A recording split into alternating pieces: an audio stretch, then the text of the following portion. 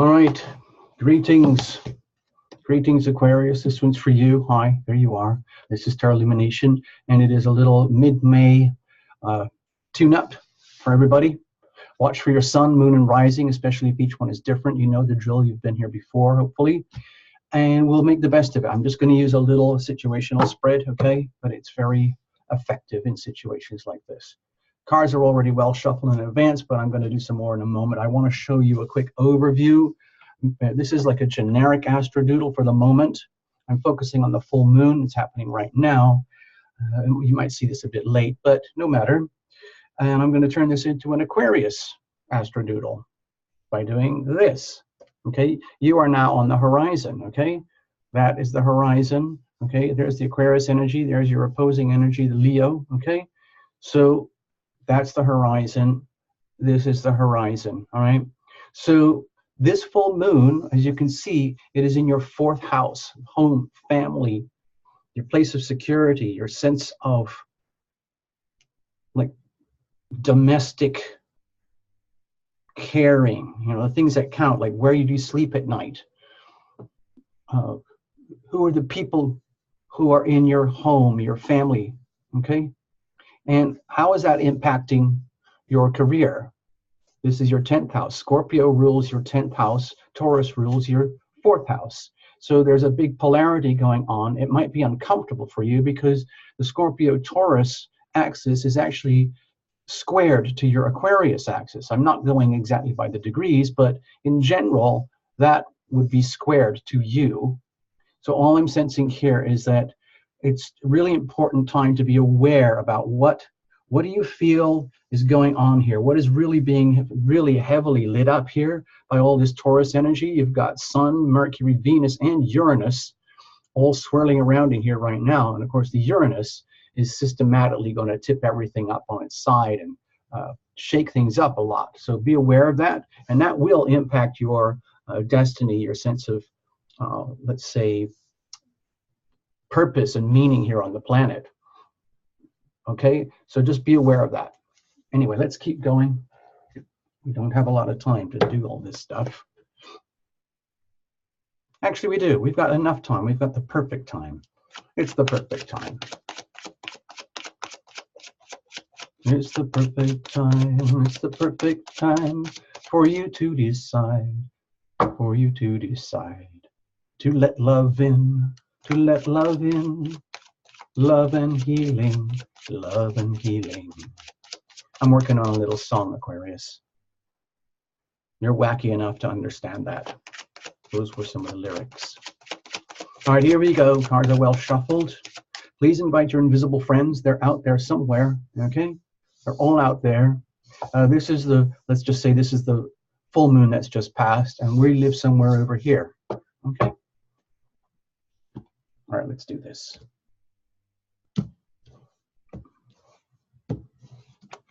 Bless these cards, bless the deck, bless every single card. This little tiny deck, it's very simple and primitive, but it's done thousands of readings, and hopefully it will keep going. Here is the situation. Here is the challenge, and here's how we're going to handle it. And let's put this in the context of the notes that I just mentioned here from the astrodoodle. Think of this as energy that's around you, circumstantial energy, environmental influences, the planets, whatever you want outside of you. So you have the 7 of Cups. My feeling is that you might be swirling around, perhaps almost in a kind of a dizzy manner with what's going on here, because this, or excuse me, this dynamic here is actually very strong. Okay, you've got the stellium here in Taurus, and it's opposed by the little moon up here, okay? But it's a very intense dynamic because just this last couple of days, it would have traversed, the moon would have traversed all the degrees, okay, of all this Taurus energy. So it might be a very intense full moon for you personally, making you almost like dizzy with what you're feeling deep inside, to the point where you don't actually know what it is. Like, it would be very hard to actually figure out and put it in words and language what is actually happening to you at this moment, and how is that going to play out over the next couple of weeks. So with the 7 of Cups, my feeling is that The Scorpio moon over here, let's just say that's in Scorpio right now, is really bouncing off all the Taurus energy and swirling up the emotional aspects of that dynamic we talked about, like career versus home, home versus career, like wishing, like, what could be, what are the possibilities, and then realizing, oh my gosh, I don't really know. What the hell am I supposed to do? Excuse my language. And how am I going to focus on all this? Am I living in an illusion, an optical illusion? What is the reality base here? All the Taurus energy wants everything to be very, very stable in the home, except that the Uranus energy in Taurus is actually destabilizing everything. So you get these, highly contradictory energies happening simultaneously. And that like would freak out emotionally, okay, with the moon in Scorpio, the way I showed you on the chart. So if you feel disoriented, blame it on the planets, okay? Sorry about all the sparkles. Let's have a look. What's the situation? Okay, well, you're doing your best. To me, it looks like the Scorpio moon is like going to catalyze this whole idea of like what is good for you in your destiny, in your career. That's what I'm sensing here, in a way that you can come from the most loving aspect. And what is it that you're going to have to leave behind? Because with all the disruption that's going on here, as much as it's being all lit up for you over here, there's a lot of disruption and upheaval. Now, Venus is there too, and that'll be here for a little while, so that can smooth things out. But again, just with this Scorpio moon, and remember, we've got another couple of weeks here before the next reports. So there's a lot to digest here over the next week or so regarding this full moon. So please allow for that. And my feeling is what's going to happen is that you'll get a really like deep soul impulse to move farther and farther and farther away from things that you know already that are stable and comfortable, and willingly go into the unknown, into a world of dreams. Perhaps you have some amazing dreams and aspirations for like going to the next level in your destiny, okay? And then that is being triggered by the moon, and then now you have to assimilate that and integrate that over the next week or two to actually figure out what it is. But either way, it has to be coming from love, okay? Now, how you translate that into your world, into your own understanding, it's up to you, Aquarius, okay? Please reinterpret all of this stuff to suit yourself. All I'm suggesting is that I think this full moon and then the next 10 days or so after are really going to like be kind of a wake-up call, like, uh-oh, what exactly am I doing with my life in so-called career, destiny, and what is my real purpose for being here, and how do I get to who I am and where I have to go from where I was or from where I am right now, in order to go to next level, knowing that you're going to have to leave behind things that are basically being shaken up and redundant and lost.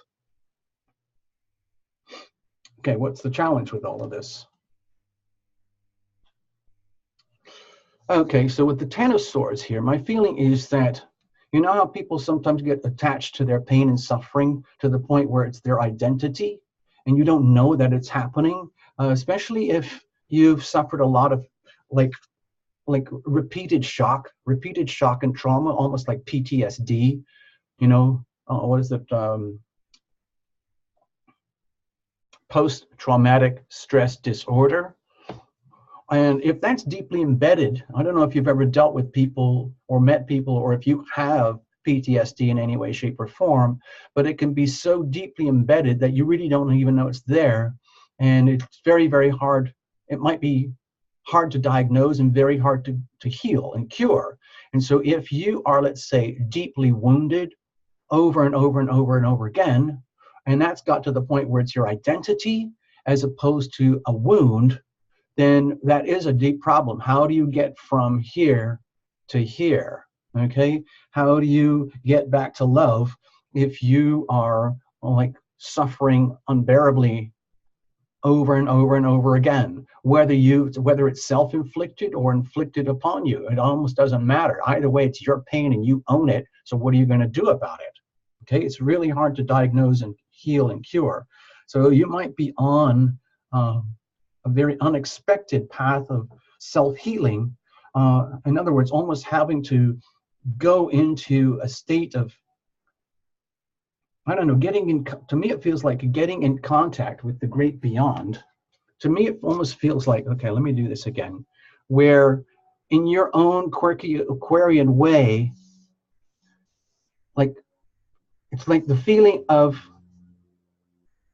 going more and more in world, let's say, because you know a lot of people who come to this channel are involved in healing, or they're wanting healing, they seek healing to get out of pain. And that's what you might be doing for yourself as an individual, but also it might be more and more, and I'm not saying it's a career path for you, but it's certainly worth, like for your individual self as a person, starting to prioritize health and love thyself, okay? Loving thyself and making that a priority, almost like, wow, is that really possible? Tarot Lumination, is that really humanly possible? Yes, it is. Question is, how do we go about it? I think it's early days. So how are we going to deal with this? Okay, with more cups here, my feeling is that it's a lot to do with encountering people with whom you resonate at the level of a soulmate, where like you can be like a soulmate healer to another, and another can be a soulmate healer to you. So you don't have to do all this on your own. In other words, love breeds love. Once you accept and understand that you might be dealing with like just multiple layers, you know, this is almost like military grade PTSD, and then how you deal with that. It's not like you can just go to a doctor once and say, hey, listen, I got a little bit of PSD, can you give me a pill? It doesn't work like that.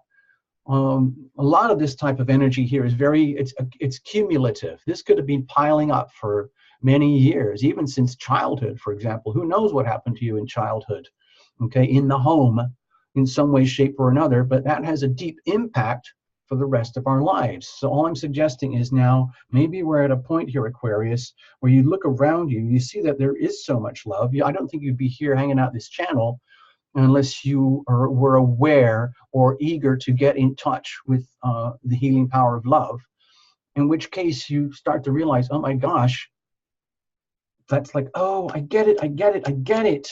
Like connect all the dots, like you're a person here, there's a person over here. Aquarians, you tend to be very eclectic, and you can connect with all sorts of people anywhere, anyhow, in a very neutral manner. You know, it's the energy of community, it's the energy of humanity, and what's best for humanity. You might have neglected yourself for a long time, but now it's time for you to get back to you, reconnect with loved ones, people who love you, people that you love. Make that the platform, the let's say the staging from which you can get into deep soul healing.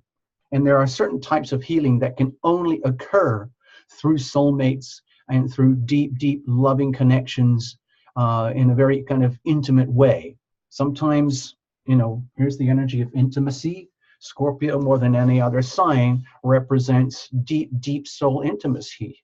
And you know, Aquarians, you're not known for that. You tend to come from a very cerebral perspective and spiritual, and maybe a like a detached perspective. And then there's the Scorpio energy up here in your destiny saying, no, you've got to go deep, you've got to go intimate, you've got to go to the depths of the soul.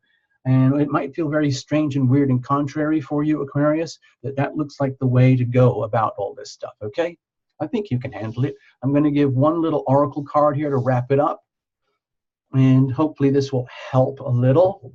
We'll see, okay? It's the power of surrender. In order for this to happen, you know, Aquarius, you can be a very fixed sign, and you might get a vivid experience about how fixed you are at that full moon, and the afterglow, the aftermath of the full moon for the rest of the month, to understand how rigid you can be in your ways. And then when you're facing off with the rigidity of Scorpio and the rigidity of Taurus, and then you see it reflect, you see your own rigidity reflected back to you, perhaps in very uncomfortable ways, then that is a gift. And you realize, aha, maybe I should be surrendering something, giving away, being more flexible, allowing for more things like emotion, compassion, sensitivity, gentleness, and I would say emotional heart connections. Really, really like giving up the cerebral aspects more and more, not giving it away, but getting that closer and closer integrated into the heart soul energy. I do that a lot on the channel anyway. But anyway, here you go. This is the healing power of surrender, the power of surrender. It is the power of the ability to evolve, grow, adapt, and blossom through letting go. The ego does not like to let go, but sometimes it is the most loving thing to do for yourself and for others. Okay? It's just to let go, you know, forgive, forget, move on. Literally, doesn't mean you're condoning other people's behavior or the way they might have mistreated you. You're just basically saying, I forgive you. You're just being you. Well, I'm just being me. I don't want to live in pain and suffering forever and ever. I want love. I want healing. So I'm going to be with people who are loving. Okay, thank you very much. Sorry, gotta go. So I'm going to pull this out and see what happens. All right, bear with me. Just take a second. Here is your card. Surrender to the beauty of the natural world. Well, my feeling before I even read the little notes here is how getting back in touch with nature, you know, you can be very, this is like so cerebral, scientific, very, very involved with like the cutting edge of worldliness. And then getting into nature might be a really, really good way to get you back into the more animal part of the self, the heart, the soul, the instinct, the intuition type of stuff, as opposed to the intellect. Let's have a look, see what it says here. It's a beautiful forest. I mean, you probably can't see it too well now, I'm sorry. Anyway, it's a beautiful forest setting, layer upon layer, layer of forest. It says, take a relaxing break and spend some time in nature. Replenish yourself by feeling the beauty and the ecstasy there. It's a very simple message, okay? There's nothing really heavy about like, well, about, you know, you got to let go of that. You got to let go of that. There's basically, it's a lovely positive message. Surrender to the beauty of the natural world. Make a deliberate attempt. Like if you're living in a major city and you're very urbanized, take a moment, take a break. If you can find a little park nearby or somebody somewhere who has natural elements, plants, animals, sun, like fresh air, breezes, ocean, anything like that. All of this beautiful natural stuff, okay?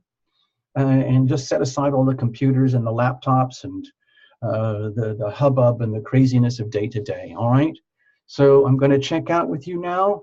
It's been absolutely lovely. And we will do, oh, you know the routine, watch for your sun, moon, and rising, okay? Got it? And I just want to say hi. Hello, Aquarius, okay? Don't worry, you're going to be fine, okay? And this too shall pass. It's just a few days, another week or so. And then we'll have a whole other playlist, okay? Thank you so much for being here. Please subscribe, like, comment, all of that. It really helps the channel. Also, if you want to get deep into it, check out the links below. Membership is very, very valuable here. Please check that out too. And we'll see you again, okay? And fare thee well. Bye-bye. It's been lovely. It's been lovely, Aquarius.